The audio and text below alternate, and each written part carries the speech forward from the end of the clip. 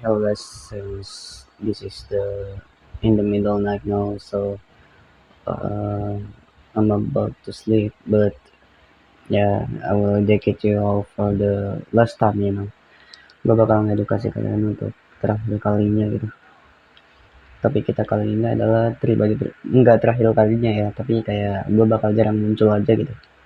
Nah, gue bakal ngebahas suatu topik yang berjudulkan pribadi problem gitu.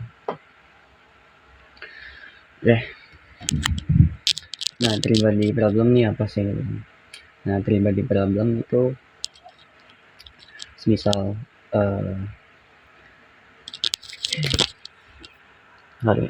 let me get this first supaya kalian ngerti gitu ya. Nah, pribadi problem tuh apa sih bang? Sini gue punya 3 tutup toples. Bayangkan bahwa toples-toples ini sebuah bintang yang masanya sama, kecepatannya sama, tapi nggak apa-apa kalau kalian mau ngebayangin kecepatannya beda nggak apa-apa. Nah, toples ini kalian ibaratkan bumi, yang ini kalian ibaratkan matahari gitu. Nah, ini kan udah pernah dibahas sama Isaac Newton gitu. Kalau dua benda nih udah jelas, dua benda nih udah punya konstantanya, udah punya rumusnya, udah punya solusi analitiknya, udah nggak perlu lagi numerik, udah nggak perlu numerik, tapi nggak seperlu pribadi problem gitu. Nah, tapi apa sih itu pribadi problem? So we're gonna talk about this. Oke, ini bumi dan ini matahari. Cara mereka bergerak atau cara bumi berevolusi ke matahari itu begini kan ya. 1, 2, langsung. Oke, cara bumi berotasi atau berevolusi di matahari kan begini caranya. Oke, 1, ada jarak bumi jauh dari matahari, ada jarak bumi dekat dengan matahari kan ya. Dan dia akan menghasilkan kayak gini. Dekat, jauh gitu. Nah, apa yang akan kita bicarakan adalah persoalan yang beda. Karena kita punya satu entitas lagi atau satu anomali lagi yang harus kita tambahkan ke sini bro. Nah, coba kita bayangin. Ini gimana cara memprediksinya? Ini gimana cara ada solusi analitiknya? Jawaban paling jujurnya kalau sekarang ya belum ada, karena nggak tahu gimana caranya 300 tahun lebih matematikawan dan orang-orang yang saintis, orang-orang positivisme mencoba untuk memecahkan ini gitu, tapi belum pecah-pecah gitu. Oke. Jadi ya memang gimana? Sekeos itu, serandom itu. Nah, gue bakal ceritain dulu sejarahnya kayak gimana gitu. Sejarahnya nih kayak dimulai dari seorang raja ya. Rajanya ini dia lagi ulang tahun gitu. Nah, dia itu rajanya tinggalnya di mana ya? Raja Oscar tuh, iya Raja Oscar II. Dia itu di tahun 1887, dia tuh Raja Swedia. Dia tuh buat sayembara ketika dia berulang tahun ya kepada matematikawan untuk memecahkan masalah ini gitu. Tapi nggak pecah-pecah. Nah, kita lompat ke eranya si Elver sama ya pokoknya Elver lah ya. Nah, si Elver tuh nemuin titik Lorentz. Titik Lorentz tuh misal ini adalah bumi, ini adalah matahari gitu. Terus ini adalah bulan di sini. Ya, bumi, matahari, bumi, bulan gitu. Nah, titik leverage tuh dia temuin kayak titik leverage tuh kalian bisa cari. Pokoknya dia tuh kayak gini. Titik leverage. Dan itu yang katanya akan menjelaskan pribadi problem tapi enggak. Ya. Nah, so gue bakal jelasin aja secara analogi yang gampang ya. Misal teman-teman ada seorang anak kecil ya, 3 orang anak kecil yang sedang bermain kejar-kejaran. Nah, supaya gampang kita namain anak kecil yang pertama itu A, anak kecil yang kedua itu B, anak kecil yang ketiga itu C. Wait for a second.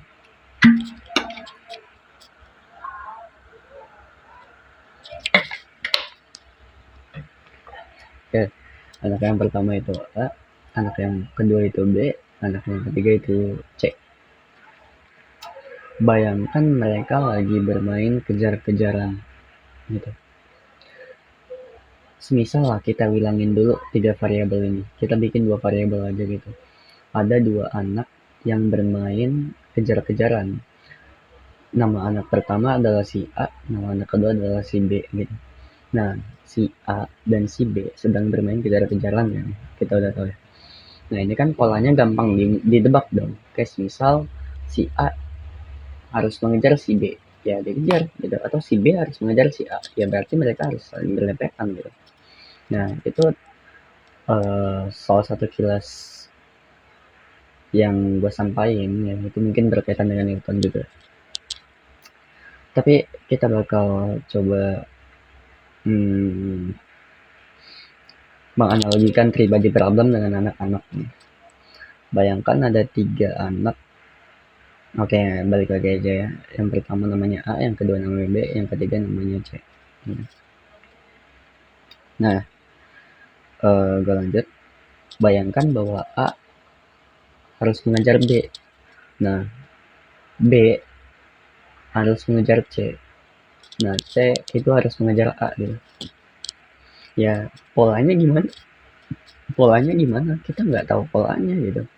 Karena memang chaos itu, seberantakan itu gitu. A harus mengejar si B, B harus mengejar si C, C harus mengejar si A. Gimana cara kita memprediksinya gitu?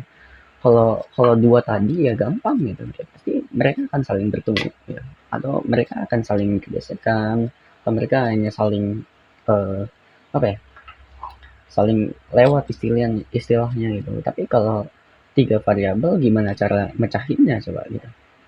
Nah, gue bakal jelasin dari bahasa ilmiahnya gitu. Tadi gue udah kasih analogi. Oke, yang pertama bahwa ini kan interaksi graviti ganda ya.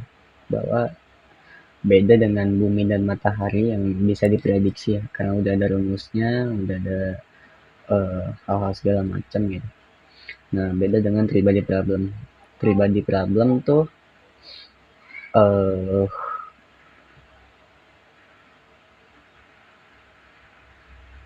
ya pokoknya pribadi problem tuh gimana, nggak bisa diprediksi gitu. Bayangin lagi, ini adalah matahari, ini adalah bumi. Nah, bayangin, gak usah matahari bumi deh, kayak bayangin ini adalah sebuah matahari dan ini adalah sebuah matahari juga. Nah, otomatis karena mereka masanya sama, dibilang masanya sama gitu, mereka kan akan membuat suatu gerakan yang tarik menarik gitu. Nah, apakah tarik menarik akan langsung begini? Enggak gitu. Mereka memiliki inersia tuh kecenderungan sebuah benda untuk melaju terus gitu, melaju lurus terus gitu, nggak belok-belok gitu. Jadi begini, bayangin ini adalah sebuah bintang kembar. Nah, hanya ada 2 gitu. Nah, ini bintang yang memang saling saling memutar gitu. Karena apa? Karena kelengkungan ruang waktu yang membuat dia seperti itu. Oke, kita bahas lagi bahwa ini tuh bisa diprediksi. Ini tuh udah ada rumusnya. Itu gampang. Itu mereka saling menarik. Itu mereka memutar karena ada inersia gitu. Mereka nggak nabrak karena mereka mempertahankan sifat mereka untuk terus lurus. But apa yang terjadi kalau gue tambahin 1 ya? Apa yang terjadi kalau gue tambahin 1? Ya, sekilas itu bener-bener nggak bisa dibayangin gitu. Gimana bayanginnya? Kayak apa solusi analitik umumnya gitu? Karena mereka masanya sama, ya nggak mungkin mereka saling tabrak juga, nggak mungkin saling tabrak. Nah, berarti mereka berotasi gitu, mereka saling mengelilingi. Tapi gimana cara prediksinya? Gimana cara bagaimana cara mengetahuinya? Sementara mereka aja sifatnya ada di apa ya, nggak ada di solusi analitik umum, bahkan 300 tahun lebih matematikawan tuh nggak habis-habis gitu. Ini tuh masalah nggak bisa terpecahkan, unsolvable. But dibilang unsolvable juga nggak. Kenapa? Oke, ini reasonnya. Uh, dia bisa digambarkan, bukan dipecahkan ya, digambarkan dengan numerik gitu, dengan angka. Nanti kita bakal ngakuin prakteknya juga kok, numerik gitu, dengan angka gitu. Nah, setelah dia, maksudnya numerik itu gimana sih caranya? Cara gampang bayanginnya ya, bayangin ini adalah gambar gitu, ini nggak bisa gerak, ini adalah gambar. Nah, gambar ini tiap detik atau tiap milidetik itu tuh dihapus lalu digambar ulang, dihapus digambar ulang, dihapus digambar ulang, yang membuat lama-lama itu bergerak bergerak bergerak bergerak bergerak. Nah, bergeraknya itu begitulah kalau kita pahami secara numerik ya. Ya, gue balikin dulu ya, tapi mau gimana lagi, mereka kan berpacu banget ya sama yang namanya tuh apa ya, sama yang namanya posisi sama kecepatan awal V0 ya, mereka tuh berpacu itu aja. Kalau itunya udah beda, kalau hal itu udah beda, gimana cara ininya coba? Nah, kita bakal langsung ke praktek gimana cara menghitung three-body problem dengan numerik gitu.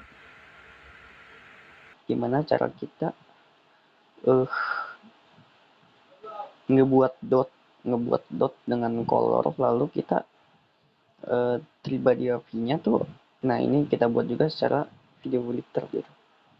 But the first thing yang harus kita tahu ya, bahwa uh, ini tuh bukan bukan video yang benar-benar video gitu. Itu sebuah sebuah apa ya, sebuah uh, apa ya, sebuah gambar yang terus-terusan dihapus digambar ulang, dihapus digambar ulang begitu. Kita langsung run aja ya. Okay, we just wait for something. Mungkin kalau setelah pas nunggu ini gue bakal tinggal dulu aja ya. Dan kalian bisa tinggal skip aja lah videonya gitu. Selesainya kapan ya. Oke, kita rapikan ya. Ya sebenarnya ini nggak akan berhenti gitu. Kalau kita ngeram mau sampai kapanpun nggak akan berhenti. Karena ini memang benar-benar gue gambarnya ya memang secara infinite. Karena mereka pure chaos gitu. Nggak ada nggak ada kayak ini, kayak mereka ngerepetisi begitu terus gitu. Paham nggak kan? Ya kayak infinite gitu aja, kayak chaos banget, kacau banget gitu. Ya mungkin ini udah 1 menit, coba kita lihat hasilnya. Kita pencet stop aja lah ya. Oke. Nah di sini udah kelihatan kan teman-teman, sini gue ada dot merah, dot biru, dan dot hijau ya. Udah kelihatan kan gitu, kayak mereka gimana sih gitu, mereka gimana sih gitu untuk saling bereaksi ya. Nah ini titik-titiknya gitu, oh mereka tuh begini ya. Ya pure chaos banget, chaosnya tuh memang benar-benar chaos, chaos banget ya. Nah coba kalian bayangin pakai imajinasi kalian, kayak gimana tuh lewat garis-garisnya. Itu masih bisa diimajinasiin, kalau udah ada garisnya kayak gini bisa. Coba, nah nanti gue bakal kasih ini di akhir video. Oke, kita berakhir dulu di sini. Sampai di penghujung acara ya, penghujung video. Nah, sesuai janji gue bakal jelasin dulu ini gimana sih cara mereka rotasi pakai imajinasi kalian, padahal itu udah bisa loh. Tapi bukan gue ngejudge ya, kalian mungkin ada beberapa yang nggak bisa ya. Tapi gue jelasin. Ini bayangin adalah anak kecil A, anak kecil B, anak kecil C gitu. Nah, anak kecil A itu yang tadi dari MATLAB itu dia dari sini ke sini. Nah, artinya dia tertarik ke C. Nah, si B-nya juga nanti setelah A-nya ke sini, balik lagi ke sini A-nya, maka si B yang orbit. Nah, mereka akan gerak terus ke bawah gitu, nggak konstan di sini aja. Mereka akan bergerak terus menuju, kalau di Bima Sakti tuh black hole-nya apa ya, lupa gua, pokoknya mereka mengelilingi black hole gitu, isi apa, pusat dari apa ya, pusat dari galaksi kita. Nah, terus si C-nya ini bisa aja gantian nge-orbit si A gitu.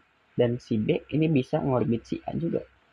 Nah, si C-nya juga bisa ngorbit si B. Nah, si A-nya juga bisa ngorbit si B. But this is just a numeric, yang pertama kali harus kita tahu, ya bener chaos gitu, bener-bener chaos gitu. Ini hanya numerik, ini hanya memang diselesaikan secara numerik, tapi analitik umumnya nggak ada. Karena memang apa, se-chaos itu. Memang nggak bisa diselesaikan itu gitu. Kayak kalau lu mau pakai sains apa ya, positivisme dasarnya, misal A, B, ini C. Gimana cara mereka saling bereaksi? Nggak ada yang tahu. Siapa yang tahu? Nggak ada yang tahu. Gimana? Nggak ada analitik umumnya. Nah, mungkin sekian lah ya dari video dari gue ya. Semoga bermanfaat buat kalian. See you guys.